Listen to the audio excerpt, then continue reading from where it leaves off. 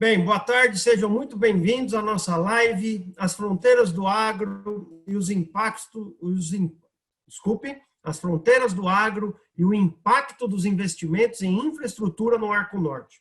O papel dos portos privados para melhorar a eficiência logística e a competitividade do agro como um todo.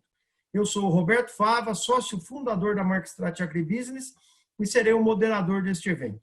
Este é um evento que está sendo promovido por nós, da Markstrat Agribusiness, e pela Grão-Pará Multimodal. A Grão-Pará Multimodal ela é a responsável pelo projeto do terminal portuário de Alcântara, né, a quem eu agradeço nas figuras do Nuno Martins e do Paulo Salvador a parceria e a oportunidade de estarmos trabalhando em conjunto. Bem, o nosso propósito hoje, e ao desenvolver todo este evento, né, ele foi principalmente trazer para a nossa discussão a visão das oportunidades e os desafios do agro no Brasil e na região que é o futuro do agronegócio nacional, o famoso Mapitobapá, né?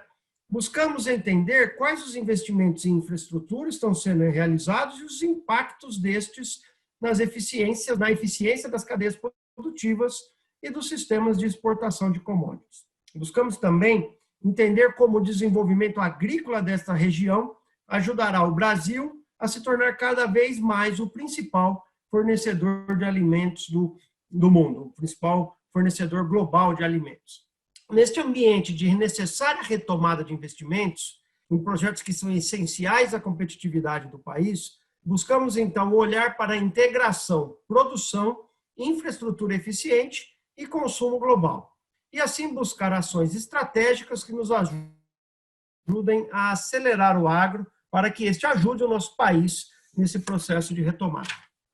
Bem, estamos aqui com a presença de 5 painelistas convidados. O primeiro deles, professor Dr. Marcos Fava Neves, palestrante internacional, professor de planejamento de agronegócios pela USP e pela FGV e criador da plataforma de conhecimento Doutor Agro. O Marcos trabalhará conosco as questões de como o Brasil alimentará o mundo. Temos também a presença do Gustavo Spadotti Castro, que desde 2012 trabalha na Embrapa e é, desde 2018, supervisor do Grupo de Gestão Territorial Estratégica da Embrapa Territorial.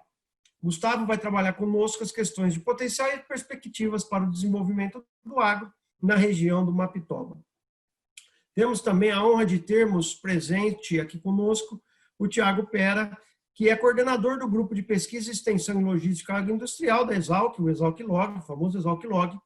E em 2014, o Tiago recebeu aí o prêmio da Associação Brasileira de Logística e trabalhará os pontos principais aí dos desafios e perspectivas logísticas no Brasil, principalmente olhando para a região.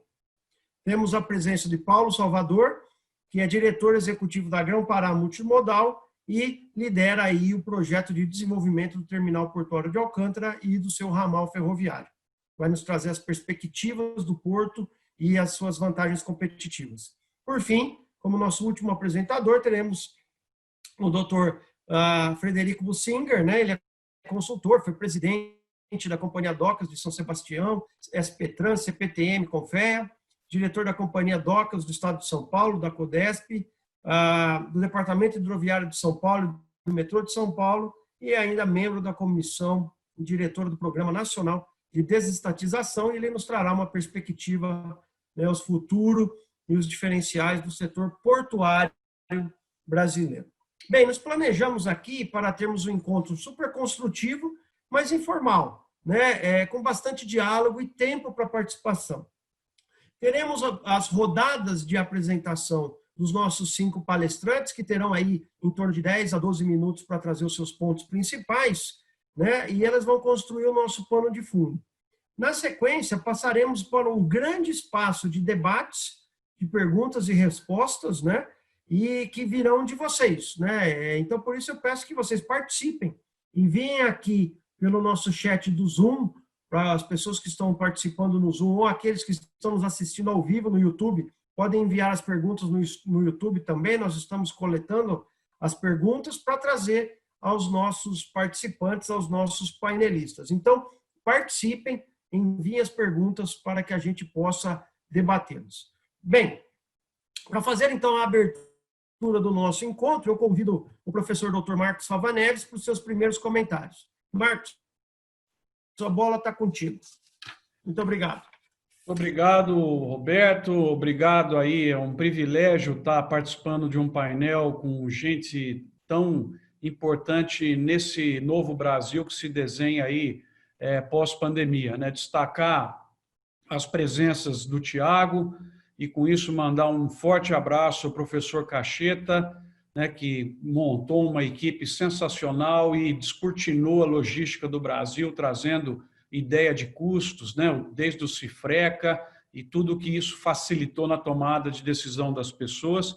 O Gustavo Spadotti, também, da Embrapa Territorial, junto com o Evaristo, junto com o Marcelo, que eu conhecia há pouco tempo também, lá da Embrapa Meio Ambiente, destacar o papel da Embrapa em também descortinar o desconhecimento que existia sobre as áreas no Brasil e a ocupação das áreas, o clássico trabalho de vocês mostrando que 2/3 do nosso país é preservado, ajudou em muito a discussão nossa em fóruns internacionais.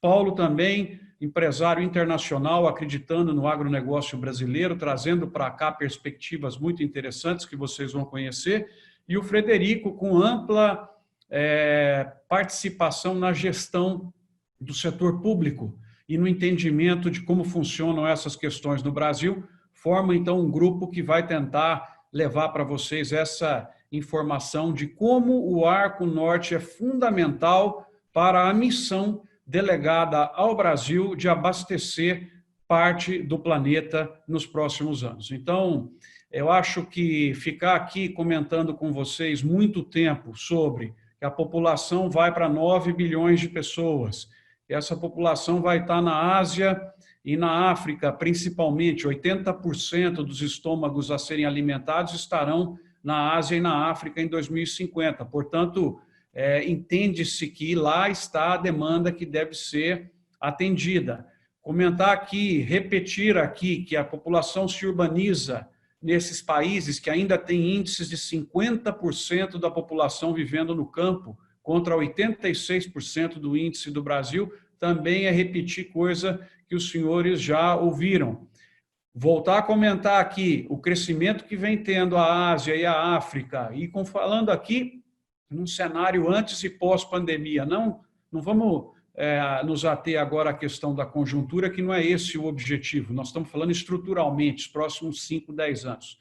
Então, essas populações com PIBs crescentes, com processos de distribuição de renda, de urbanização, demandando cada vez mais produtos alimentares. Sem dizer também da importância e do crescimento que tem as blendagens, né, as políticas de mistura de biocombustíveis nesses países, também criando espaço para o suprimento não só de biocombustível aqui do Brasil, mas de produtos feitos no Brasil, porque parte de suas áreas estão sendo ocupadas com culturas para geração de biocombustível, portanto, não estão entrando nos mercados alimentares.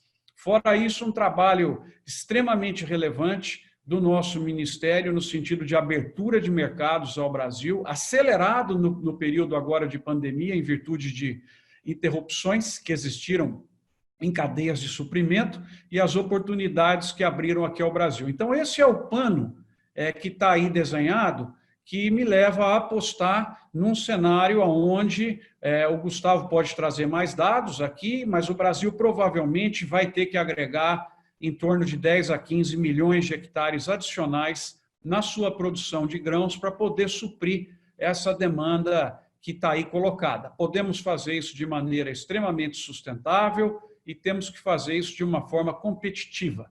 Então, eu só trouxe um quadro para compartilhar com vocês, que eu acho que é o mote da conversa do agronegócio brasileiro pós a pandemia, que mudou aí muitas coisas das nossas vidas, que é a ideia do Brasil fornecedor mundial sustentável, essa palavra tem que falar sempre com mais força, sustentável, de alimentos, bioenergia e outros agroprodutos, onde se encaixam fibras, papel e celulose, né, couros e outras coisas que estão aí nesse trio. A gente consegue cobrir praticamente aquilo que vem da atividade agrícola e pecuária no Brasil.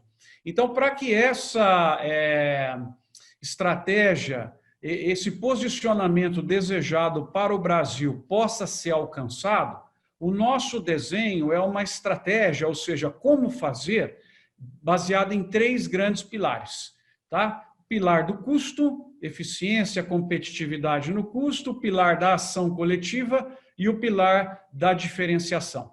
Tá? Então, eu não vou ficar muito tempo comentando aqui cada um desses pilares, permitam 1 ou 2 minutos só destacar alguns pontos. As pessoas que se inscreveram para esse evento receberam já esse quadro, podem acompanhar aí pelo seu e-mail, mas eu vou começar para poder terminar justamente com custo, que é aonde as pessoas que me seguem vão comentar. Eu vou fazer a volta, então, no sentido horário, começando com diferenciação.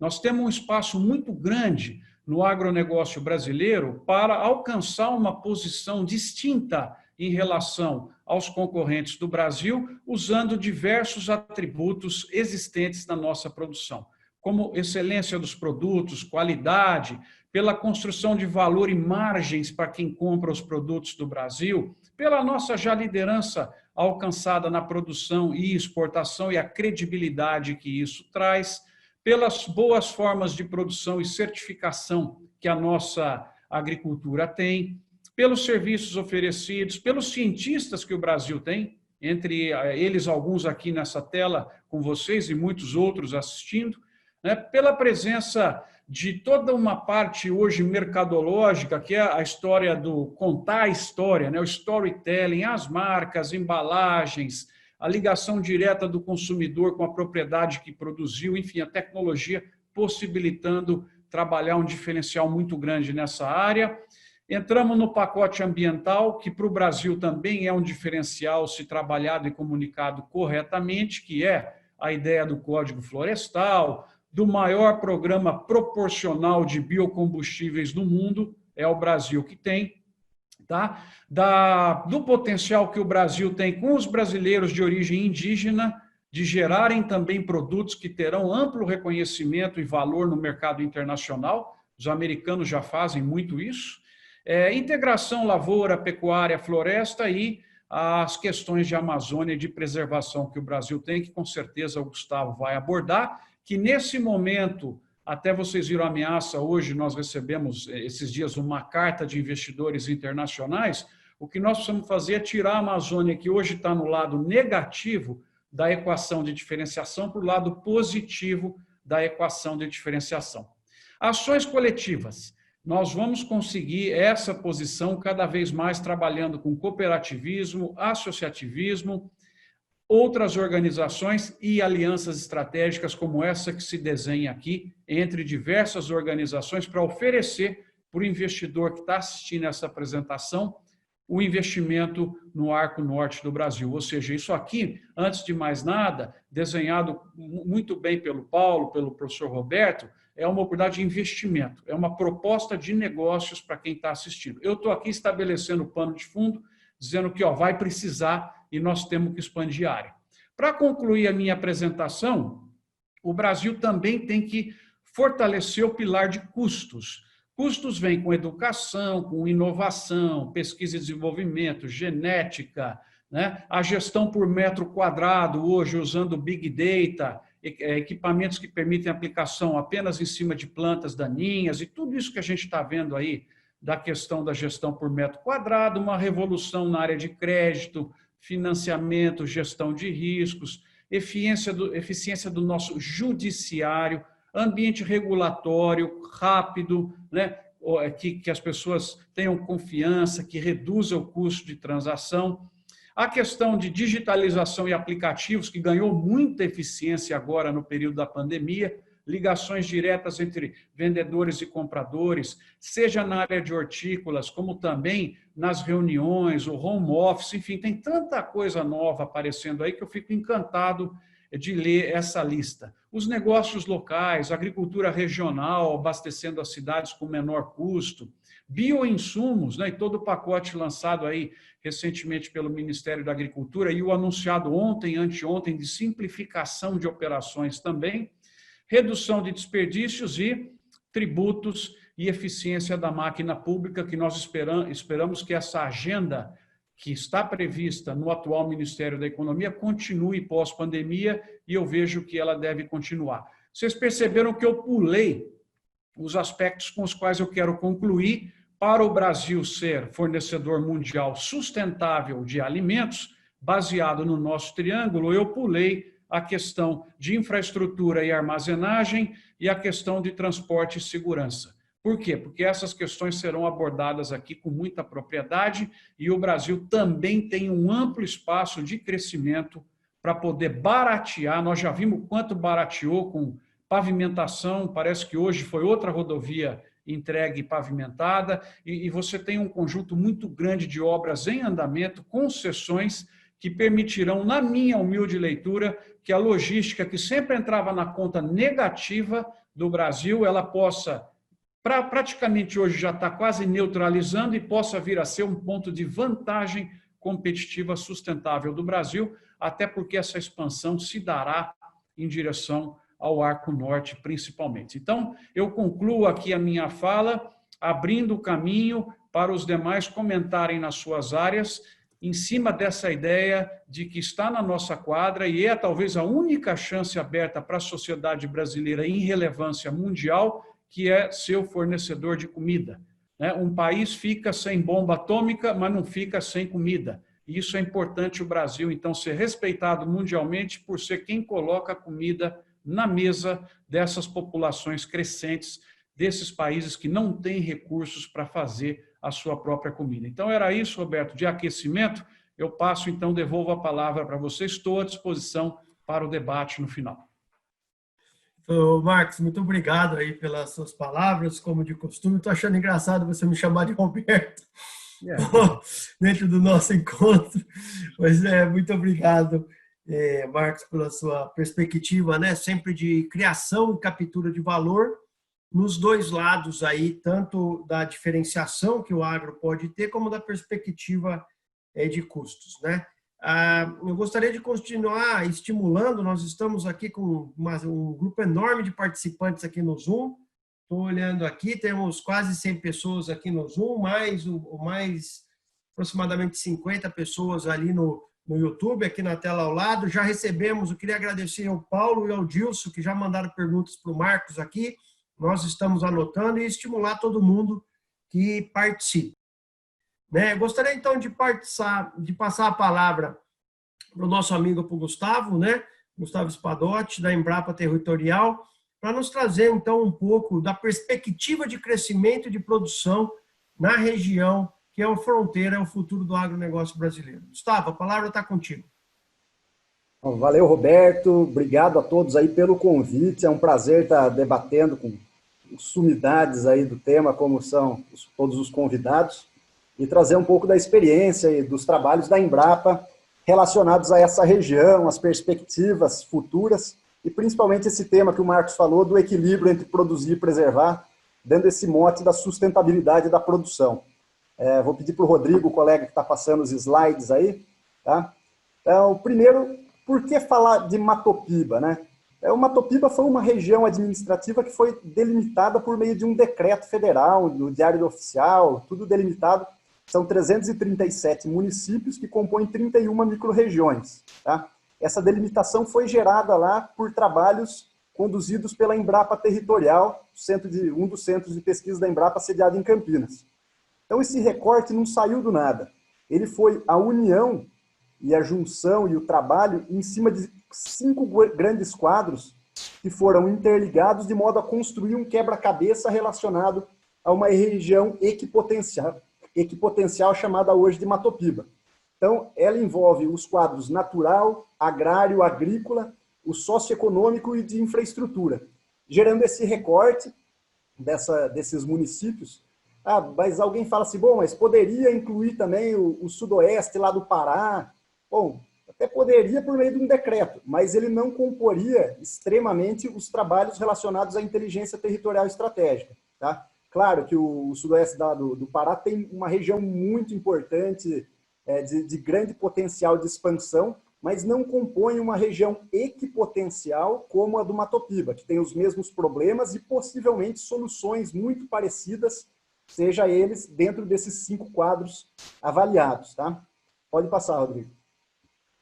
Então, a partir disso, dessa delimitação, foi criado não só esse território, mas também uma agenda de atividades a serem desenvolvidas lá, e foi criado um pensamento para o desenvolvimento de uma agenda propositiva para essa região. De posse dessa infraestrutura pensada, foi delimitado alguns trabalhos a serem desenvolvidos, sendo um dos principais dele a compreensão desse território por meio de dados geoespaciais. A partir disso, foi realizada foi pensada nessa plataforma, o GeoWeb do Matopiba e, mais recentemente, o GeoMatopiba, que compõe dois grandes grupos de informação.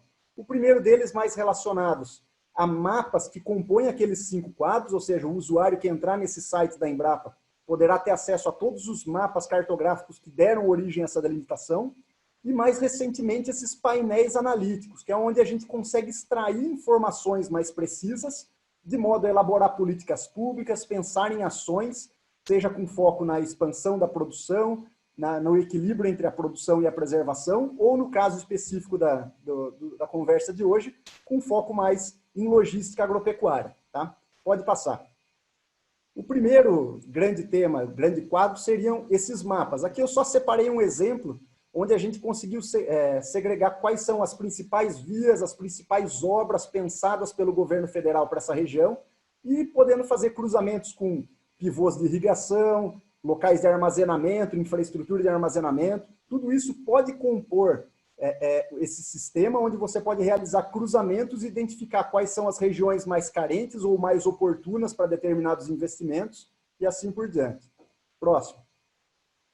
E aqui, mais detalhadamente, os painéis analíticos que trazem temas importantes, como pode-se citar a produção agropecuária, o fator crédito agropecuário, então separado em crédito para pecuária e para agricultura, seja de custeio, seja de investimento, a geração de empregos atual das principais cadeias de produção e, principalmente, todas as tecnologias disponíveis que a Embrapa tem para as diversas culturas relacionadas nessa região. Então, você vai poder navegar por esse site e ter, principalmente, informações de produção, de mais de 100 produtos agropecuários presentes na região do Matopiba, você vai ter o detalhamento de cada um deles, e todas as tecnologias que nós temos hoje na prateleira disponíveis para que os agricultores façam uma produção cada vez mais eficiente e, principalmente, cada vez mais sustentável.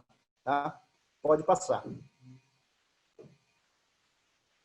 E aqui um pouquinho dos cenários futuros. Então, nós temos um atual momento aí do Matopiba, tá? Onde ele tem cerca de 23 milhões de toneladas de grãos colhidas na última safra. Temos uma perspectiva aí de aumento de cerca de 3 a 4% nessa produção para o próximo ano, para essa safra que está em vigência agora, ou seja, 2019, 2020. Mas as expectativas de projeções do Ministério da Agricultura, em consonância com os mercados presentes, indicam que essa expansão pode chegar até 29 milhões de toneladas num cenário, digamos, mais conservador, e num cenário mais otimista, isso pode passar das 37 milhões de toneladas nos próximos 10 anos. Então, uma evolução aí de mais de 30%, quase 40% de aumento nessa produção, que com certeza vai dar um peso maior para essa região administrativa, ou seja, vai dar um protagonismo ainda maior para ela, de modo a evidenciar cada vez mais as carências de investimento que ela tem também, principalmente em logística, seja de escoamento e seja de armazenamento, mas antever a esses cenários e propor soluções logísticas para uma região que tem um potencial tão grande de expansão é fundamental. Passando aí pelas projeções também dos atuais 8 milhões de hectares cultivados com grãos, para de 9 até 11 milhões de hectares. Então, uma perspectiva de crescer 1 ou até 3 milhões de hectares nos próximos 10 anos. Então, uma projeção assim, de crescimento muito relevante para uma região que está em ebulição, com constantes aportes de investimentos privados, principalmente, porque ainda é uma fronteira agrícola a ser desbravada. Claro que as melhores áreas, as regiões mais importantes e que têm melhor precipitação, melhores solos, obviamente já estão mais ocupadas. Mas ainda existem muitas áreas marginais com alto potencial de produção, com base nas tecnologias que hoje nós já temos disponíveis para correção, construção de perfil do solo e tecnologias seja de maquinário, de práticas e processos agropecuários. Mas o próximo slide, eu gostaria de falar um pouquinho sobre a expansão que nós temos tido também no número de agricultores que estão cultivando grãos e principalmente soja nessa região. Tá? Então, nós temos dados preliminares, que já não são mais preliminares, mas dados consolidados do Censo Agropecuário, aí vocês podem acompanhar agora na tela, que mostra a evolução do número de agricultores que estão cultivando soja hoje na região. Então, já passam aí de 7.500 agricultores cultivando soja, sendo que menos de 10 anos atrás, no último censo, eram apenas 2.000. Então, eu quero salientar que o Matopiba, não só o Matopiba, mas praticamente todas as regiões do Brasil, principalmente as de fronteira agrícola, elas vão continuar crescendo em produção, sim. Então, quais são os caminhos para aumentar a produção? Ela passa invariavelmente por 3 caminhos. O primeiro é aumentar a área cultivada. E sim, vamos continuar expandindo áreas cultivadas em todas as regiões do Brasil. Claro que no sul, sudeste, muito menos do que em regiões como Matopiba e região norte. Mas todas as regiões ainda têm um potencial de aumento de área cultivada. Tá? Então, muito provavelmente vamos crescer em área cultivada. Mas isso vai ser o menor dos ganhos que teremos. Os grandes ganhos que nós estamos colocando dentro dos sistemas de produção agropecuários do Brasil, eles remetem a aumento de produtividade por meio de tecnologias, produtos, processos e serviços, e principalmente o aumento da intensidade de cultivo.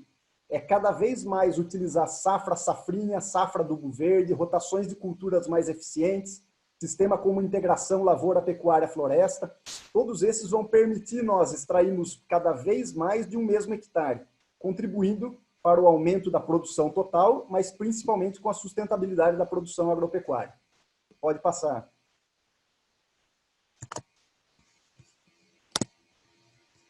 Está com um probleminha para passar, acho. Mas dessa forma, aqui que eu quero dar um enfoque maior para essa região do Matopiba, mostrando esse novo conceito que a Embrapa colocou dentro do processo de macrologística, que remete às bacias logísticas. Então, eu dou um detalhe ali na bacia de captação de grãos, de onde nós temos hoje o porto de Itaqui como principal destino. Ele abarca praticamente todo o Matopiba, um pedaço ali do leste do Mato Grosso, do nordeste do Mato Grosso. Tudo isso caminha, onde preferencialmente essa área em bege, ela preferencialmente escoa a sua safra pelo porto de Itaqui. Um porto que expandiu rapidamente, tem boas perspectivas, mas que também precisa de um apoio logístico para lá. Ele não pode ser concentrado num único porto todas as operações e uma expansão agropecuária como tem se pensado para essa região. Pode passar mais um. Mas não só de produção vive essa região, porque, como eu disse, existe um equilíbrio entre produzir e preservar. Tá? Então, o que significa preservar? Significa cumprir com condicionantes do Código Florestal que atribuem ao agricultor o papel de preservar dentro de suas propriedades rurais. Então, eu vou passar rapidamente aqui mostrando um exemplo, por exemplo, só do Maranhão, são 10 milhões de hectares destinados à preservação dentro dos imóveis rurais. Isso representa 54% das propriedades do Maranhão ou 30% de todo o estado.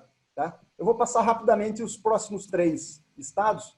O próximo, por exemplo, vai ser o estado do Piauí, com quase 7 milhões, mais de 7 milhões, 7,8 milhões de hectares preservados dentro das propriedades rurais. Rapidinho passando também pelo Tocantins, com mais de 9 milhões de hectares preservados pelos imóveis rurais. E, por fim, o estado da Bahia, com 7,8 também milhões de hectares destinados à preservação dentro dos imóveis rurais.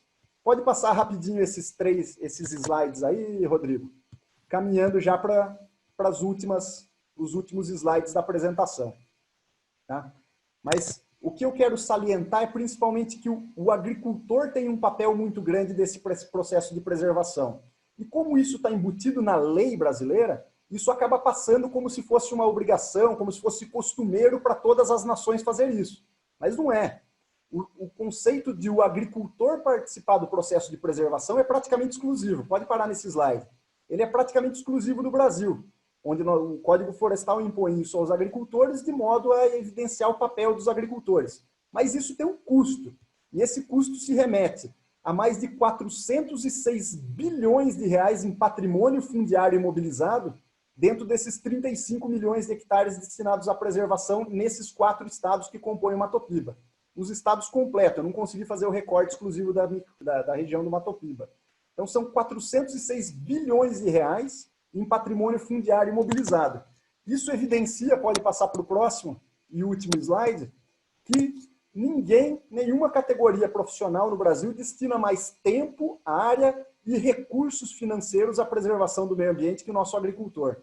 Isso é uma clara e evidente noção de que produzir e preservar aqui no Brasil andam de mãos dadas e que nenhuma categoria profissional destina mais tempo, dinheiro e recurso à preservação do meio ambiente que os nossos agricultores. Tá? Então, é possível equilibrar essa balança entre produzir e preservar, e é assim que nós esperamos que a produção agropecuária siga em evolução na região do Mato Piba, mostrando não só para o nosso povo, mas para o mundo que nós produzimos com sustentabilidade. Tá? Muito obrigado. Desculpe se eu passei um pouquinho do tempo, aí, uns 2 minutinhos do tempo, mas era essa a mensagem que eu tinha para passar. Um abraço a todos. Mensagem clara. E todos para perguntas. Rodrigo, se quiser tirar a apresentação para que a gente apareça todos em conjunto aí.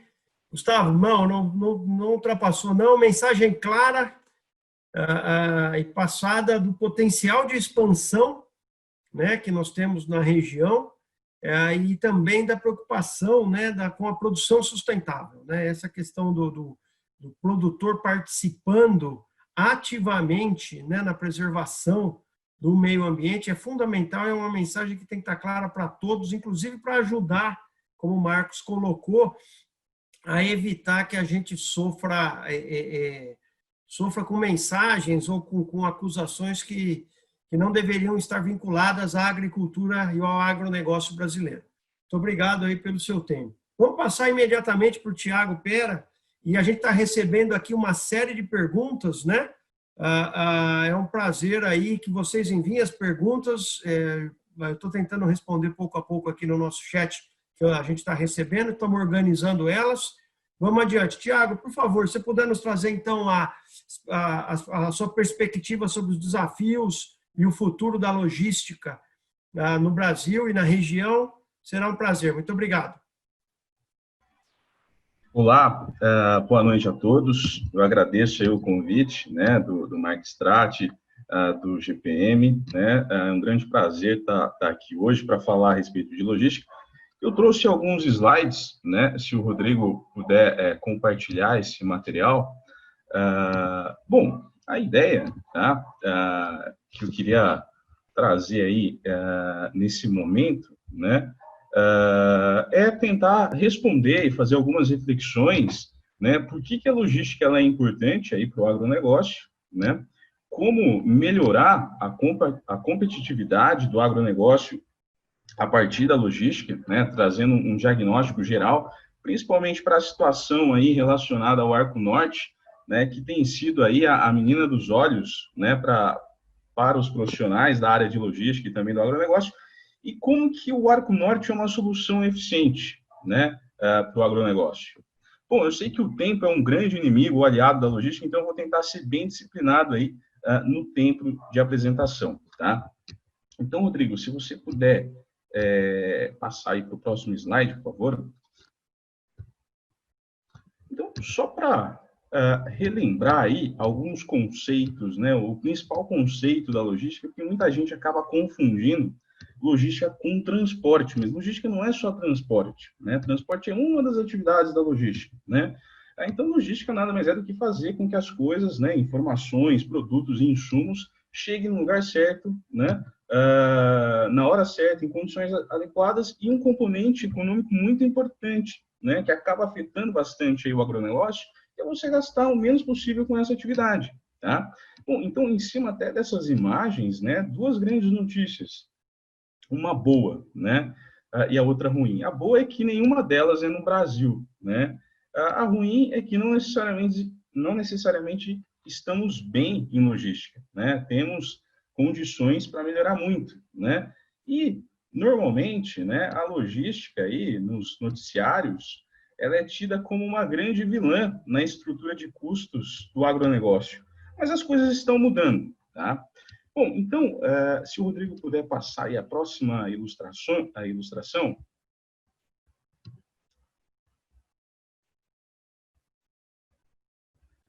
Bom, essa próxima figura, tá, ela mostra aí as relações importantes, tá, entre a logística e uma série de elementos dentro de um sistema, né?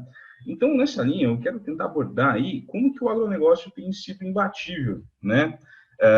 Tem aumentado por demais a sua produção e nós não estamos conseguindo, em termos de infraestrutura, acompanhar essa produção, né? Ano a ano, né, nós temos aumentado o déficit logístico, seja aí em termos de capacidade de armazenagem no país, seja aí em infraestrutura ferroviária, hidroviária, né, com exceção aí do Arco Norte, né, que é uma região que as coisas têm tido grandes investimentos, principalmente por parte da iniciativa privada, né? O embarcador, o dono da carga, cansado aí, né, da baixa eficiência, né, de esperar aí resultados rápidos, tem feito os próprios investimentos, né, para acelerar aí essa produtividade, né? E não existe nenhum sistema de produção, né, sem ter uma boa logística, né? Então, para você produzir, você precisa da logística, né? Para você distribuir, você precisa da logística. E você mensura, né, se essa logística ela é boa ou não em cima de uma série de indicadores, né? Custos, né, que é um componente extremamente importante aí para o agronegócio, né? As perdas que nós temos na logística, e quando a gente fala aí no agronegócio, nós temos perdas bastante significativas, né, nos sistemas de transporte e armazenagem do país, o que acaba invariavelmente tirando muita competitividade nossa, né? E a iniciativa pública e privada tem um papel muito importante nessa estrutura para trazer uma competitividade maior e reduzir custos numa relação ganha-ganha, né? Em que a sociedade ganha aí com produtos mais baratos, em que o produtor ganha com preços mais favoráveis de comercialização, né? Ampliando aí a sua margem, né? Então, se o Rodrigo puder aí seguir no próximo slide, por favor.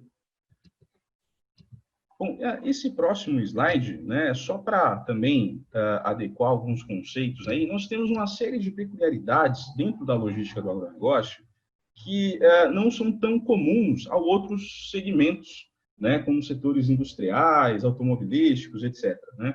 Então, commodities, né, ou produtos agrícolas, né, são normalmente produtos de baixo valor agregado, né? Então, nessa época agora que a gente está de pandemia, né, nós ficamos muito tempo em casa e a gente quer consumir produtos, né? Então, toda hora você vai fazer um pedido ou vai comprar alguma coisa pela internet, você coloca lá o CEP, né? E normalmente faz lá o cálculo do frete, que é o serviço de transporte, e dá que é igual a zero, né? Então, o sonho de todo profissional aí da logística do segmento do agronegócio é que ele coloque lá o CEP do destino e esse frete seja igual a zero, né? Mas isso não acontece, né? E esse frete é muito alto, né? Então, por ser produtos de baixo valor agregado, o impacto, né, da logística é muito alto, né? O preço dos fretes aí no preço de comercialização são bastante significativos, né? E nós temos aí algumas características do Brasil, né? O Brasil é um país de dimensões continentais, né? É um país aí com uma heterogeneidade gigantesca de infraestrutura, né? Seja aí nas ferrovias, hidrovias, né? E também no sistema de produção, né? E nós temos essa característica, né, de produzir grandes volumes, né, em elevadas distâncias, né, movimentar esses grandes volumes em longas distâncias, dado aí o nosso caráter mais regional em termos de produção, né, para as exportações, e utilizando o transporte rodoviário, que é um transporte relativamente caro para as longas distâncias. Isso acaba eliminando bastante a competitividade aí do nosso segmento, tá? Bom, tem outros fatores, né, como a própria questão de sazonalidade ao longo do tempo. Isso acaba afetando muito, né, regiões que não têm um sistema adequado de armazenagem. Então, o Brasil, por exemplo, tem um déficit de armazenagem muito significativo. Nós só conseguimos aí armazenar, em termos de capacidade estática, 75% da nossa produção de grãos. E ano a ano, nós estamos tendo um déficit cada vez maior, porque a produção tem aumentado mais do que a infraestrutura de armazenagem. Comparativamente a outros países, como os Estados Unidos, por exemplo, né, eles têm uma capacidade de 150% da produção. Eles conseguem armazenar tudo que eles produzem de grãos em um ano e uma capacidade adicional de 50%. Né? Isso muda bastante o perfil da logística, porque uma região que não tem capacidade de armazenagem, né, suficiente, você precisa escoar mais rápido a sua produção. isso demanda serviço de frete, né? Isso acaba encarecendo mais a região, né? Os preços de frete daquela região e reduzindo bastante a competitividade, né? E o Arco Norte é uma das regiões aí que carece bastante aí de serviços de armazenagem, tá? Bom, nesse sentido, né? Se o Rodrigo puder passar aí o próximo slide, por favor. Aqui é um exemplo, né, de como que as coisas estão acontecendo no país, né? Então, vamos pegar aí o segmento de grãos, né, especificamente a soja. A soja, ela é aí a carga mais volumosa dentro do segmento do agronegócio e talvez, né, dentro da economia como um todo, né? Então, o agronegócio é um grande gerador de carga aí para o setor de transporte, né? Então, o que está acontecendo aí nos últimos anos? Nós estamos tendo tido um aumento cada vez maior do nosso sistema de produção, né? Abastecendo principalmente a China, então o nosso maior consumidor, né? E o raio médio nosso, né, tem aumentado cada vez mais, né, de exportação. E dentro do transporte rodoviário, que acaba trazendo uma estrutura bastante encarecida aí, em termos de logística na nossa competitividade. Então, no próximo slide, por exemplo, né, a gente vai poder visualizar aí os impactos dos preços de frete dentro dos preços dos produtos, né? Então, se o Rodrigo puder aí seguir para o próximo slide, isso, obrigado. Bom, então aqui é só para ter uma ideia, né, para aqueles que não são muito familiarizados, né, com esse assunto, esse gráfico ele ilustra, né, qual que é o impacto do preço do frete no preço do produto, tá? Em dois diferentes corredores, né? O que está ali em vermelho é o corredor de milho, né, para exportação Sorriso Santos, e o que está ali em azul é o corredor, né, de soja Sorriso Paranaguá, né? Então perceba como que esse impacto ele é bastante elevado, né? Vamos pegar ali no ano de 2017, tá?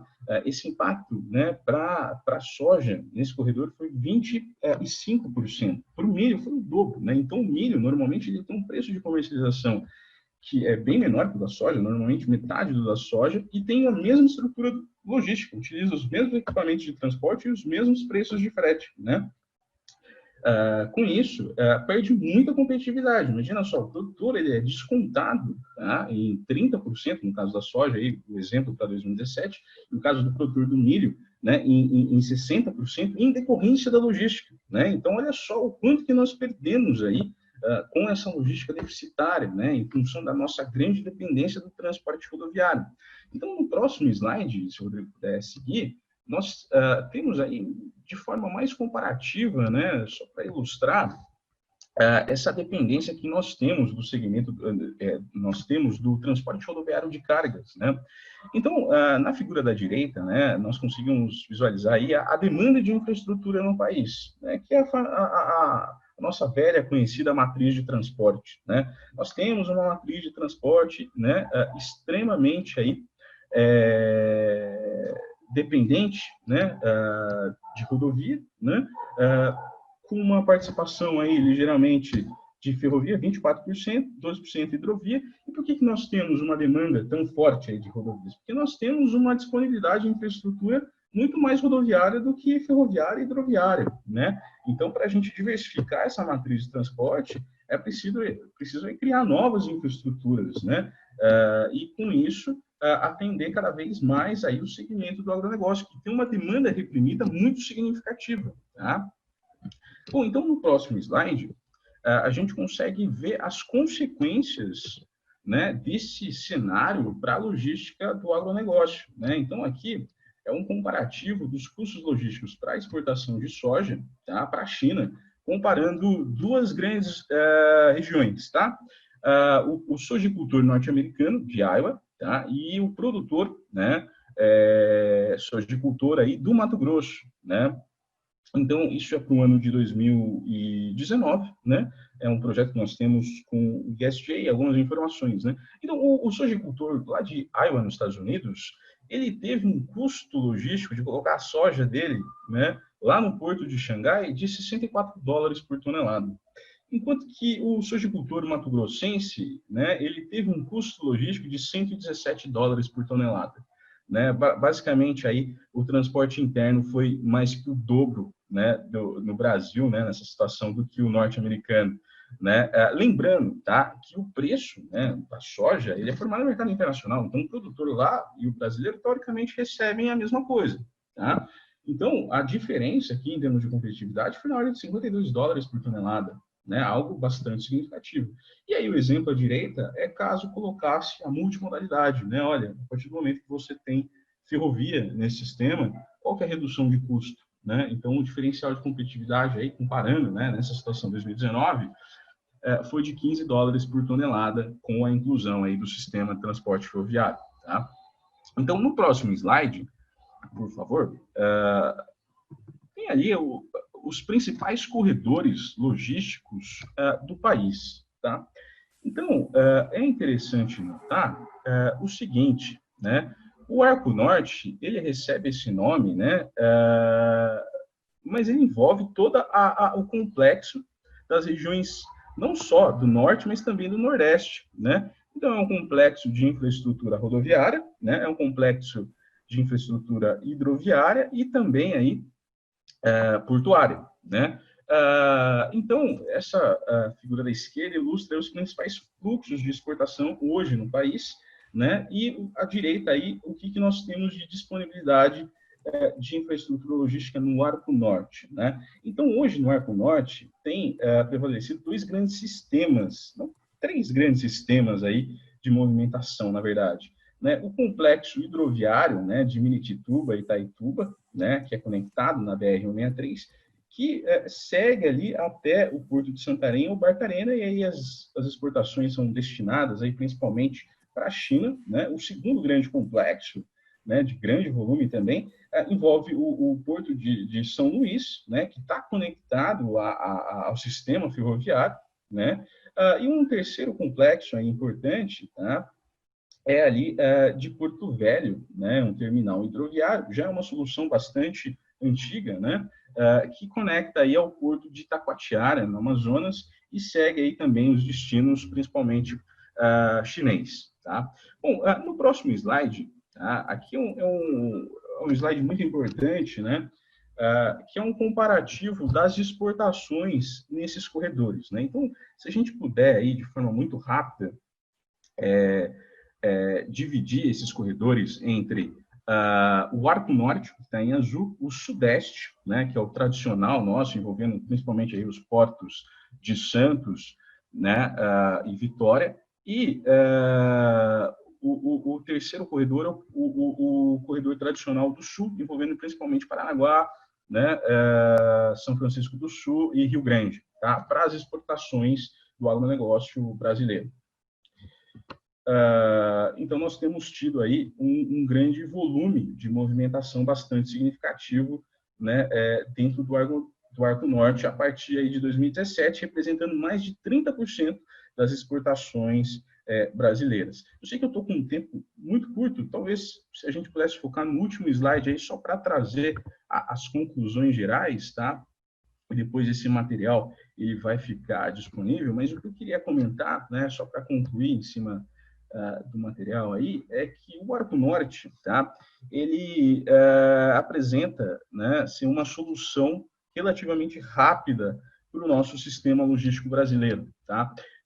Em função, né, de que ele é um grande indutor do crescimento da produção do agro nessas regiões de fronteira, possibilitando a gente aumentar ainda mais o nosso sistema de produção, né? Acaba sendo também, né, um corredor importante para a redução do custo logístico de exportação e, consequentemente, trazendo um aumento da competitividade e lucratividade do agronegócio, né? E é um crescimento baseado em uma plataforma multimodal, né, integrando aí rodovias, ferrovias e hidrovias, principalmente, né, hidrovias nessa região que ela é tida com bastante vocação para esse tipo de transporte, né? E também, né, o Arco Norte ele traz uma redução na saturação aí dos eixos tradicionais de escoamento, envolvendo principalmente aí Santos e Paranaguá para a movimentação do Arco Norte, tá? E nós temos um potencial de economia gigantesco aí, principalmente economias de escala. Normalmente a região norte, né, tem terminais aí com profundidades maiores, o que pode gerar economias de escala aí, no transporte marítimo.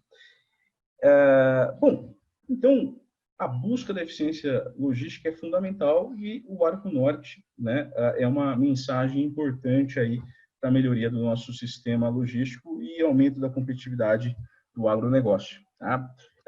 Depois, as apresentações aí, da minha parte, podem ser disponibilizadas, né, e todos podem acessar aí o conteúdo. Ok? Espero ter cumprido aí as principais mensagens. Então, vamos adiante. Paulo, a gente gostaria, então, de ouvir um pouquinho de ti sobre o terminal, né, portuário de Alcântara e esse investimento aí que vai trazer grande vantagem competitiva para aumentar a vantagem competitiva que a região tem. Antes de passar por Paulo, eu queria nomear aí o Raul Lamarca, está conosco, Domingos Sávio, a Vinícius Metz, aqui eu estou olhando para o YouTube, né, e vendo aqui, também nos enviou pergunta, Léo Batista, Orlando Melo Gaia Neto. Então, a gente está recebendo as perguntas de vocês, os comentários, estamos acompanhando. Muito obrigado por participar. Paulo, a palavra está contigo. Obrigado, Roberto. Boa noite a todos. Eu vou, então, fazer uma descrição detalhada do terminal portuário de Alcântara e do ramal ferroviário. O de Alcântara está situado na margem ocidental da Baía de São Marcos,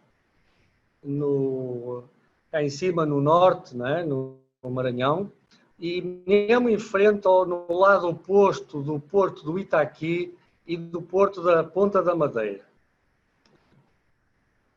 Vai ter um canal duplo de navegação exclusivo e vai ter também ligação ferroviária à estrada de ferro Carajás e à ferrovia Norte-Sul. Portanto, aí podem ver o Porto, o ramal ferroviário, ferrovia ligando embaixo a Imperatriz, direto à ferrovia Norte-Sul, não é? Permitindo o transporte direto de todo o agro, não é? Direto para o embarque marítimo, não é? E um canal de navegação exclusivo. Próximo slide. O Porto tem um calado de menos 25, que é um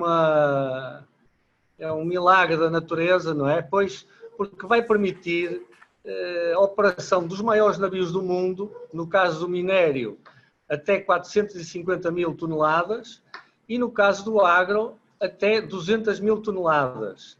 Eu recordo que, por estes dias, foi embarcado a maior carga de granel agro do Brasil, na casa dos 100 mil toneladas, não é? Nós estamos falando aqui do dobro, não é? Do recorde. Esta situação permitirá economias de frete marítimo de até 30%. Nós estamos a falar de 7, 8 dólares de economia no frete marítimo. Numa primeira fase, vamos fazer dois berços, depois 4, depois 8. Volta atrás, por favor, Roberto. Aqui a capacidade máxima para embarques de agro é um valor realmente diferenciado. Nós teremos capacidade máxima de embarques de até 40 milhões de toneladas por ano para agro e 140 milhões de toneladas por ano para minério de ferro. Na primeira fase, faremos a ligação ferroviária com 215 km até Alto Alegre do Pindaré, na estrada de ferro Carajás, e numa segunda fase faremos a ligação direta até Imperatriz, e aí a ferrovia ficará com uma extensão total de 515 km. Esta ferrovia, junto com a estrada de ferro Carajás, as duas terão uma capacidade por ano de 500 milhões de toneladas por ano de movimentação de carga ferroviária. Dará alternativa para toda a produção e mais alguma e capacidade de crescimento durante cerca de 20 anos, acompanhar mesmo as possibilidades mais otimistas nos próximos 20 anos. No início de 2027, A bacia logística do terminal portuário de Alcântara, e também dita aqui, obviamente, ficará estendida até as da FICO, não é? Que também está sendo desenvolvida aí pelo Ministério das Infraestruturas. O canal de navegação tem uma extensão de 4.500 metros, é duplo, com largura de 360 metros vezes 2. Foi aprovado já com nota máxima de segurança em testes de navegabilidade que fizemos na Dinamarca, na Force Technology, e na qual tivemos o apoio e participação determinante da equipa dos práticos da APEM, que são os práticos aqui da Baía de São Marcos, não é? O retroporto tem uma área exclusiva de 12 milhões de metros quadrados dentro da ilha. E no continente temos a possibilidade de até 30 milhões de metros quadrados adicionais, onde poderemos fazer um distrito industrial, tudo que permitirá a operação de minérios, água, combustíveis. Temos também o apoio ao Centro Espacial de Alcântara e carga geral. O modelo de negócios que nós estamos equacionando é um modelo de negócios bem atrativo, que é o modelo de negócios condomínio com landlord privado, não é?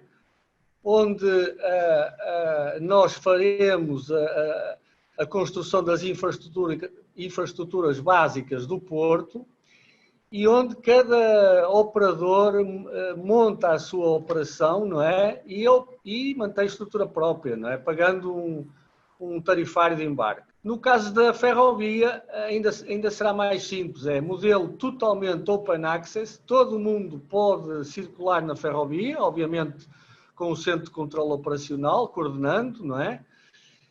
E nós faremos a manutenção, os operadores ferroviários circulam e pagam um pedágio. Onde estamos? Não é? Nós começámos no início de 2016, não é?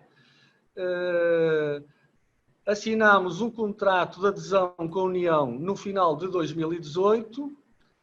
Nesta fase estamos em projeto executivo e obtenção de licenças ambientais para início de construção até ao final de 2021 e contamos iniciar as obras no primeiro trimestre de 2022. A operação é suposta ser iniciada no primeiro trimestre de 2024. Principais vantagens competitivas que nós temos para oferecer, não é?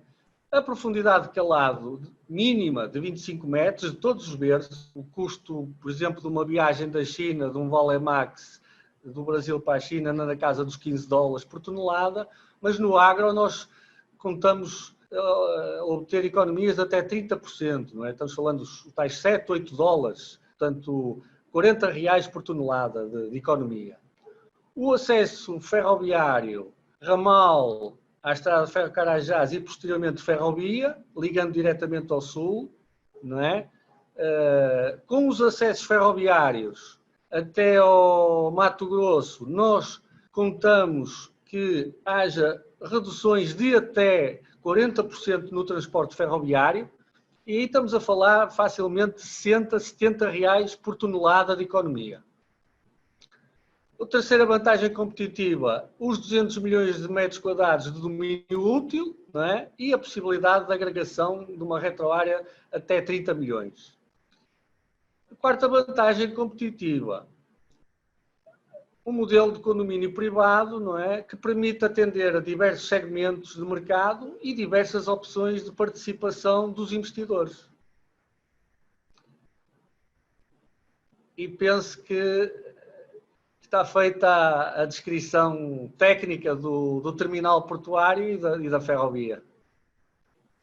Obrigado. Fantástico. Obrigado, Paulo, pela perspectiva, né, do projeto e de todas as vantagens aí que o TPA, né, o Terminal Portuário de Alcântara, vai trazer para a região, né? Nós estamos aqui com as perguntas já sendo selecionadas, continuem enviando as suas perguntas, né? O pessoal pedindo aí também pelas apresentações, só vou responder aqui para vocês, nós vamos deixar elas disponíveis aí tanto no site no hotlink aí no site da Grão Pará, né, multimodal como o da Markstrat para vocês, conforme as autorizações. O Tiago já disse que estaria disponível também, então esses materiais todos vão estar com vocês. Vamos rápido, queria convidar então o Frederico para fazer aí a amarração, trazer a sua perspectiva, né, sobre o futuro da infraestrutura na região e também dos portos, né, do setor portuário brasileiro.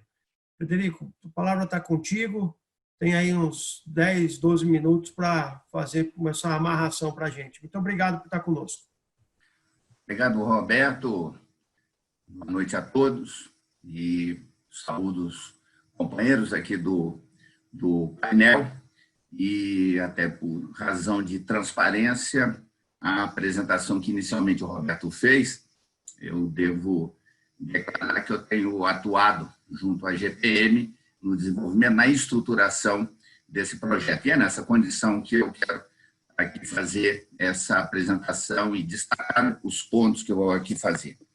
No início, o Marcos começou mencionando um tripé, e o tripé custo, ação coletiva e diferenciação. Naquele momento, ele falava do setor da produção, da inserção do Brasil no cenário internacional. Mas eu queria começar por dizer, e assim fazer o eixo dessa minha fala, de que o projeto do TPA ele atende a essas três condições. Ou seja, o Paulo já fez uma descrição do projeto, então é desnecessário voltar, mas ele já destacou o aspecto do custo. E eu queria destacar os outros dois aspectos aqui, ou seja, da ação coletiva e a diferenciação, ou a inovação, que seria uma outra forma de se dizer. E uma observação que eu acho necessária é de que, até no título, nós estamos falando do escoamento da produção. Então, passa um pouco a ideia de que a logística ela vem a reboque no sentido de dar solução à produção que já existe. Mas há um outro lado que é importante ser destacado, e eu queria exemplificar, que é o lado a logística como impulsionadora. Eu estive no Porto de Santos na década de 90, e a história do açúcar em Santos, ele é contado pelas pesquisas da Embrapa, pela organização da produção no interior de São Paulo, mas não teria sido possível o boom sair de 100, 150 mil toneladas para 20 e tantos milhões de toneladas se não fosse a logística. Os custos logísticos do açúcar caíram a 1/4, aproximadamente, nesse período. Então, a logística é impulsionadora. E na apresentação que o Tiago fez, ele citou o exemplo do Itaqui. Ele diz que um porto se desenvolveu bastante. Eu quase posso dizer o contrário.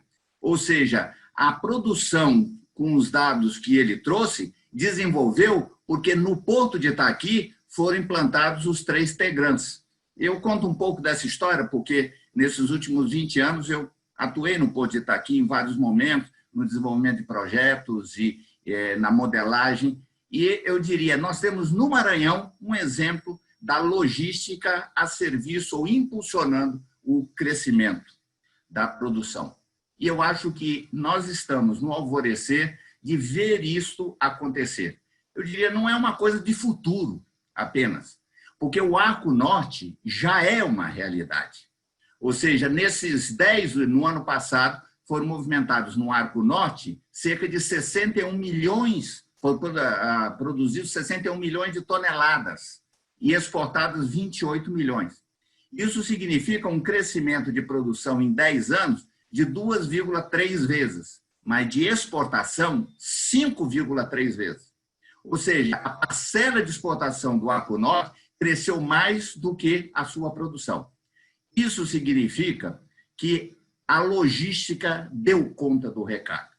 Com todas as desvantagens que o Tiago apontou e que são reais, ou seja, ele demonstrou aquela máxima de que nós somos competitivos até a porteira, mas perdemos competitividade da porteira da fazenda até o porto, ele deu números a demonstrar isso, mas eu diria, ainda assim, a logística do Arco Norte deu conta do recado. E isso tem que ser visto pelo outro lado. É um problema, mas simultaneamente é uma grande oportunidade.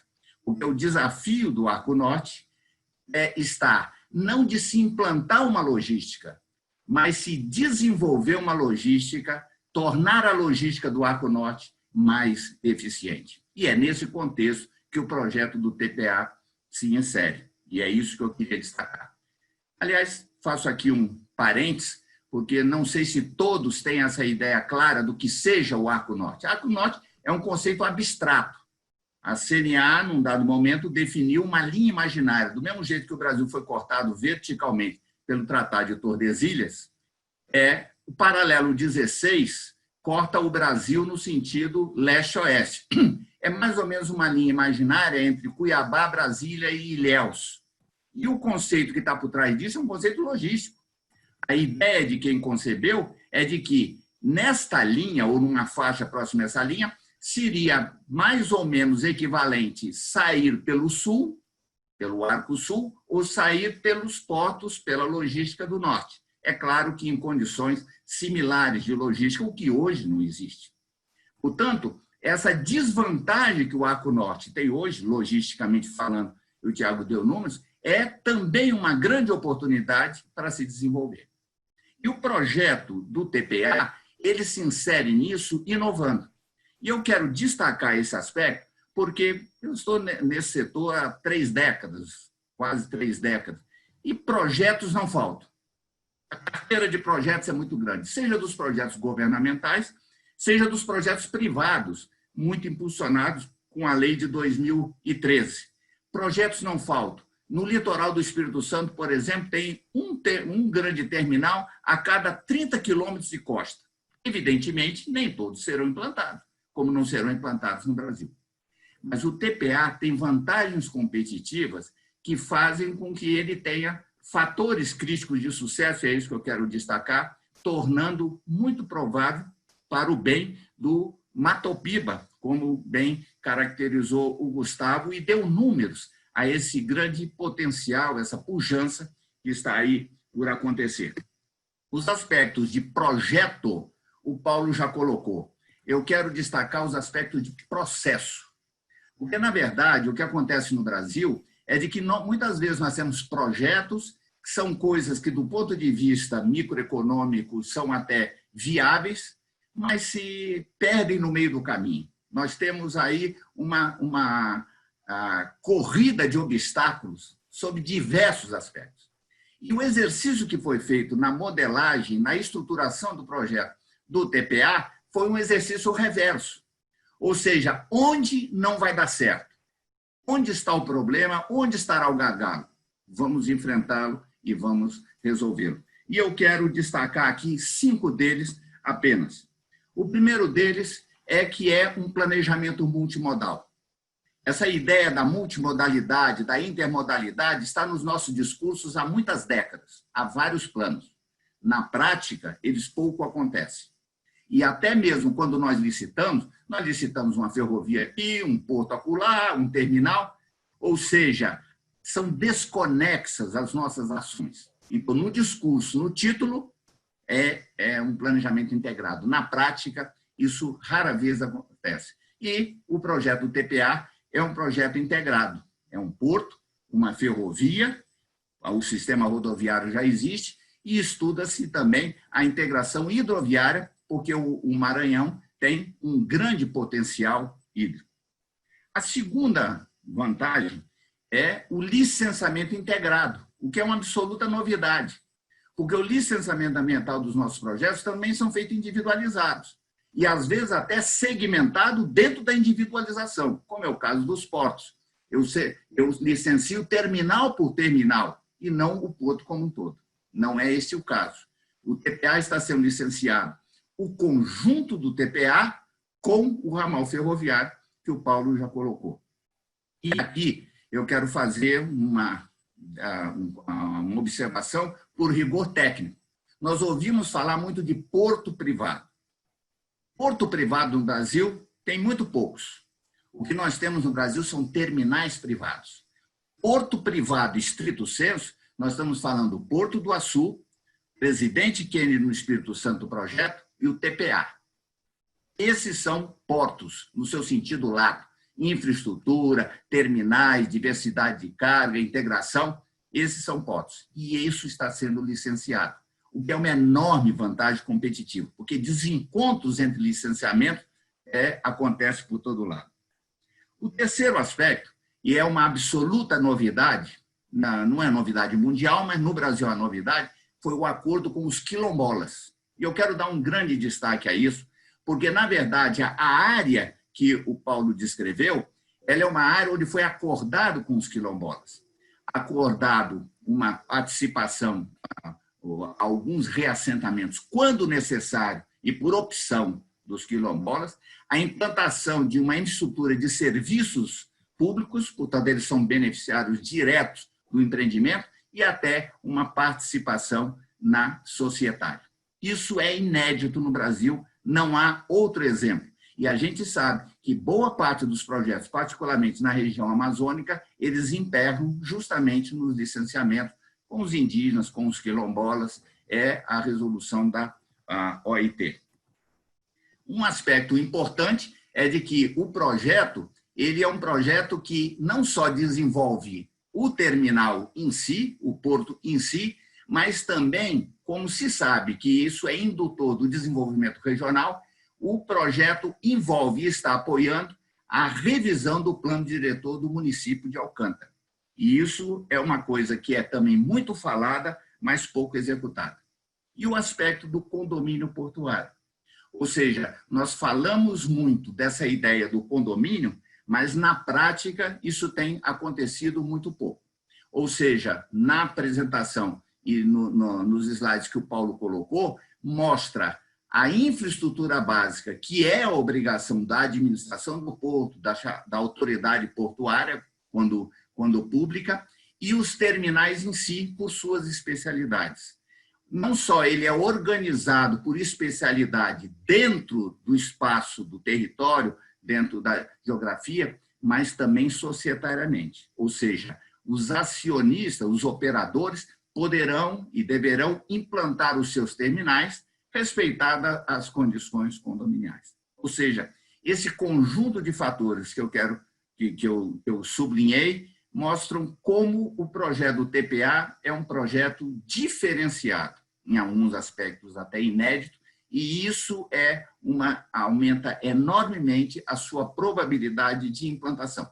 Portanto, os produtores do Mato Piba, que já foram aqui colocados, eu acho que tem motivos, sim, de esperança, e os outros, foi mencionado aqui Mato Grosso, com as suas vantagens, Tocantins, a região como um toda terá uma nova alternativa de escoamento logístico. Portanto, o cenário que o Marco destacou ao início, ele tem um enorme aliado, uma enorme contribuição potencial, e é o PPA. Obrigado. Então, fantástico, muito obrigado, Frederico, né, pela sua explanação e essa síntese, sim, das vantagens que a gente está visualizando aí para a região decorrentes, né, do investimento logístico que está por vir. Alguns pequenos comentários, né, parabéns pela síntese, né, por essa amarração. O Antônio Alberto Catanheira falou assim: caro Frederico, não podemos esquecer do porto de Itapoá. Ele colocou aí, estou fazendo aqui uma lembrança, falando que o pessoal está nos dando, e eu não posso deixar de comentar aí essa maravilhosa onça pintada próximo dessa fonte de água, com essas araras, caracterizando aí o Brasil, né, sustentável aí. Então, esse é um grande ponto. A gente tem tempo para uma rodada de perguntas. Olha, eu tenho moderado diversos painéis nesse período nosso aqui de novo normal, né? E eu nunca participei de um painel que tivesse tantas perguntas. Nós temos mais de 30 perguntas para os nossos painelistas. Vou separar algumas aqui, vou começar com o Marcos, né, para fazer a sequência aí. Na verdade, duas, tá, Marcos? O Dilcio trouxe aqui. Marcos, também gostaria de saber qual a sua visão sobre o papel da inovação em startups que devem ter daqui para frente na competitividade dos produtos agropecuários em cenário global, e já amarrando com a pergunta do José Reinaldo, né? como o Marcos falou em educação, pergunto qual será o papel das universidades neste cenário. Marcos, a palavra está contigo. Muito obrigado, Dilcio, pela tua pergunta. Parabéns aí aos outros que me sucederam, em nome do Fred e todos os demais, para não repetir. Dilcio, o papel da inovação é absolutamente fundamental. As startups já estão, não daqui para frente, mas nos últimos 5 anos, alterando a competitividade do agronegócio brasileiro, permitindo mais eficiência, a gestão por metro quadrado, uma série de coisas que já estão acontecendo aqui. Nós devemos fortalecer talvez um pouco mais o papel da Embrapa e a inovação na área de genética. Eu acho que nessa área nós estamos talvez um pouco atrás, mas na área de engenharia, na área das startups, eu tenho acompanhado esse assunto de perto, eu estou impressionado com o que nós estamos gerando de inovação. Da mesma forma, a educação, a resposta é bem semelhante. O papel da educação na sociedade ficou evidente também no momento de pandemia. Nós vimos para onde a gente precisou correr para buscar conhecimento, para buscar as ações. Nós caímos no Butantan, caímos na USP. Então, isso também mostra para a sociedade brasileira a importância do sistema público de universidades e aí discutir também como é que ele se moderniza pós-pandemia. Muito foi para o online, elas ficaram mais eficientes. Temos que discutir o pagamento de mensalidades e uma série de bloqueios que impedem o avanço mais forte do sistema universitário brasileiro. Eu vou desobedecer aqui o Beto, porque como as outras duas são de resposta curtinha, que eu vi aqui que ele me mandou, Lei do Agro, Paulo Bonorino pediu para mim se a Lei do Agro vai ajudar o acréscimo dessas 10 a 20 milhões de toneladas de grãos. Com certeza, toda lei que facilita, que desintermedia, que te dá estímulo, facilita o investimento, você não tem a dúvida. E a Amazônia, o que nós temos que fazer? Aí é um tema de uma outra live de 10, 12 horas, mas basicamente nós temos que mudar ela hoje do lado negativo para o lado positivo, e eu iria em 2 questões fundamentais: o combate rigorosíssimo à criminalidade e a comunicação adequada em inglês com a comunidade internacional para que elas possam acompanhar online as nossas ações da Amazônia. Muito do que sai lá fora é absoluta falta de informação, né, como, por exemplo, a lei de regularização fundiária. Nós não trabalhamos a comunicação internacional dela adequadamente, ela virou negativa quando ela visa ajudar a resolver os problemas. Então, com isso, Beto, bem rápido, 4 das perguntas já foram aqui endereçadas. Isso sim que é uma metralhadora de respostas, Marcos. Muito obrigado aí. Ficou ótimo. Vamos passar para o Gustavo. Né? Deixa eu pegar aqui que eu acabei trocando os grupos e me perdi um pouquinho. Me deem só um segundinho. Gustavo, do Walter Lúcio. Tá? Você, por favor, então, está em curso, embora ainda em estágio incipiente, a replicação do Mapitobá para a região do Amacró, né, que seria Amazonas, Acre e Rondônia. Né? Na opinião de você, na sua opinião, a pressão ambiental atual e futura, e já conectado com o que o Marcos acabou de colocar, vai acontecer? Há um papel possível e relevante para esse novo recorte? Como que você vê a importância desses recortes e essa pergunta aqui do Walter Lúcio sobre um novo recorte mesorregional para o desenvolvimento? Uma pergunta interessante, né? A exemplo do que foi feito no Matopiba, temos uma outra iniciativa que é o CEALBA, Sergipe, Alagoas e Bahia, que já está em fase um pouquinho mais avançada de consolidação também, principalmente para a cultura do milho. Agora, lá na macro, essa região, nova região que tem sido proposta, é interessante também, porém nós temos que lembrar, sempre estudando aqueles 5 grandes quadros de inteligência territorial, para que a gente possa chegar a um denominador comum de quais são os principais desafios, os gargalos da região e as oportunidades de lá. Pode ser que esse cenário não seja o mesmo do Matopiba, com foco em grãos, por exemplo. Eu conheço bem a região lá, a gente já fez alguns estudos para essa região da macro, e muito provavelmente são outras alternativas que não única e exclusivamente, por exemplo, a expansão de grãos. Tem outras alternativas a ser trabalhadas lá. Mas, com certeza, é um território equipotencial, é uma zona ali, próxima ali de pegando uma parte que tem um enclave de cerrado no meio da região amazônica, que pode ser bem trabalhado, mas lembrando que são outras sugestões, outras tecnologias adaptadas para essa região, que pode tornar essa nova fronteira aí interessante para determinados produtos. A gente pode citar não só grãos, mas também a pecuária, pode citar produtos locais de origem madeireira ou não madeireira, produtos da fruticultura local que são muito interessantes e consumidos mundo afora. Um exemplo do cacau hoje, que é uma demanda muito grande que nós temos de cacau no mercado internacional. Então, é uma região com todas as suas características próprias, tem uma limitação muito severa, principalmente de leis ambientais, estaduais e federal. Por exemplo, o Código Florestal, numa região como essa, exige a manutenção aí de percentuais mais elevados de preservação dentro de cada um dos imóveis, mas claro que nós temos que ter a sapiência de utilizar esse território da melhor forma possível, de modo a gerar divisas para os produtores rurais da região, lembrando sempre daquele equilíbrio que a gente prega entre produzir e preservar. Mas é uma região que tem um potencial para fins não só agropecuários, mas para fins de desenvolvimento territorial muito interessante. Não, fantástico, Spadotti. Obrigado. Você pintou aqui uma questãozinha do EDEON. Eu gostaria de cumprimentar a todos e perguntar ao Gustavo sobre as alternativas de escoamento no Mapitoba, além do Itaqui. Uma questãozinha do EDEON, né? Bem tranquila ela, né? O EDEON aí, que é o nosso presidente da CETELOG, a Câmara Temática de Logística, grande parceiro não só da Embrapa, mas de todos do setor de logística do Brasil, né? Eu vejo, assim, separando assim, alternativas atual, com o que a gente já tem em mãos, e futuras. Tá? Atualmente, a gente pode pensar, por exemplo, num trabalho que foi desenvolvido muito legal do pessoal da ABAPA, Associação dos Produtores de Algodão lá da Bahia, que mudou o modal de escoamento, por exemplo, da produção de algodão, onde ela descia ou para os portos de Santos ou Paranaguá, e hoje foi remodelada uma nova rota logística para escoamento dessa produção pelo Porto de Salvador, ali pegando a 242, indo direto da região oeste da Bahia para o terminal de Salvador. Então, já é uma mudança numa bacia logística aí muito importante. E outra, atualmente, que a gente pode citar é o processamento da soja na região do próprio Mato Piba, né? Transformando o grão em óleo, por exemplo, que pode ter um consumo local muito mais facilitado. Então, são algumas alternativas logísticas que a gente tem com o que temos em mãos.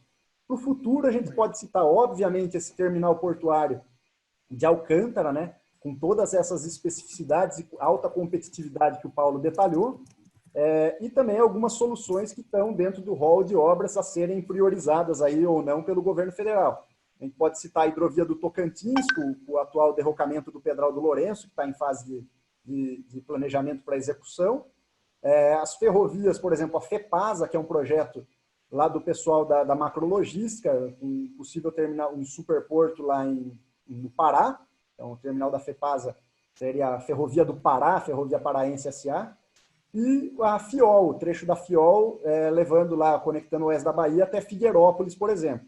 E um trecho rodoviário que a gente pensa com muito carinho também é a BR-020, conectando ali a região oeste da Bahia, principalmente a Fortaleza, levando esses produtos de processamento de óleos, principalmente farelo, para as granjas lá do Nordeste, especificamente lá de Fortaleza. Seriam basicamente essas que eu vejo assim. Não, fantástico. Muito obrigado, Gustavo. Deixa eu passar, a gente está avançando. Olha, eu queria ressaltar que nós estamos com mais de 200 pessoas somando as duas plataformas, né, de transmissão, com presença de grandes executivos, de pessoas de associações, cooperativas, de órgãos públicos também. Então, a nossa audiência é extremamente qualificada, a quem eu agradeço por estar conosco durante todo esse tempo. É uma perguntinha rápida para o Tiago. Tiago, uma pergunta que veio do Biratã Fonseca. Na sua visão, qual hoje é o principal complicador, né? Sempre uma pergunta que abre muito, mas complicador na expansão dos terminais de embarques fluviais e marítimos no Brasil? É financeiro, ambiental, regulatório? O que pega mais aí? Até ele já respondeu tudo, né? É tudo isso aí. Então, assim, nós temos uma série de gargalos aí para esses investimentos e talvez, né, o maior aí, o mais desafiador é o ambiental, né? Então, as licenças são demoradas, né? Nós temos aí um problema, pelo menos no passado, tínhamos bastante problema aí com aspectos institucionais, né? Muita insegurança por parte aí do investidor, né? E aí, na sequência, o ambiental, né? O ambiental, as nossas licenças são bastante demoradas, né?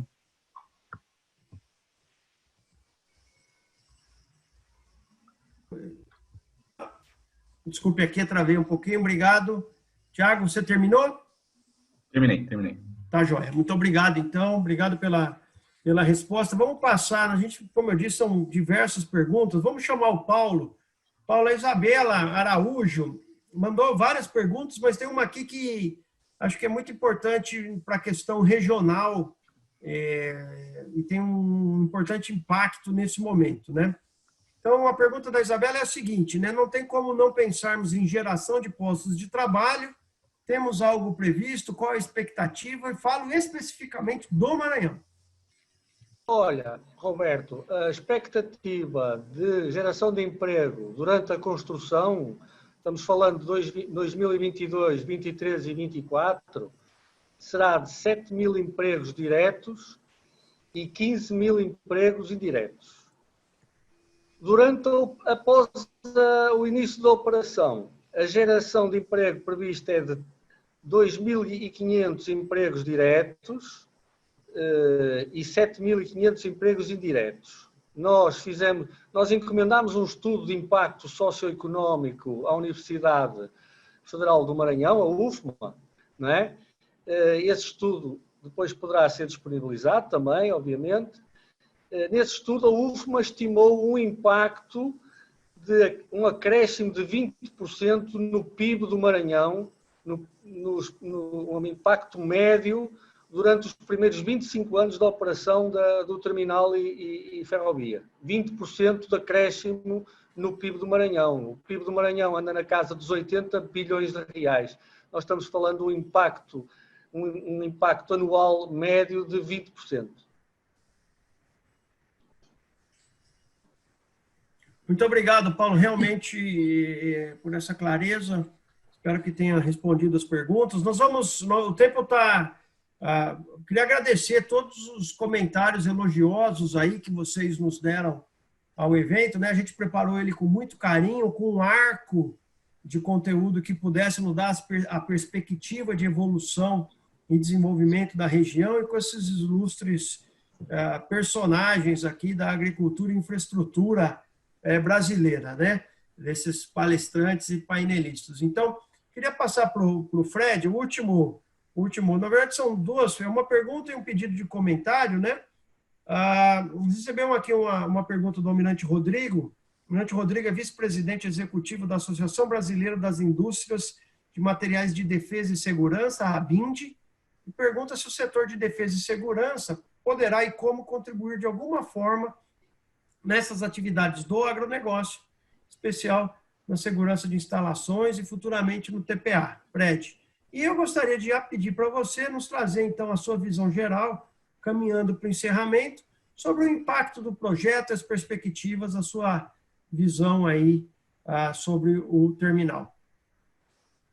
Sobre a pergunta da indústria, eu queria me concentrar no aspecto da logística.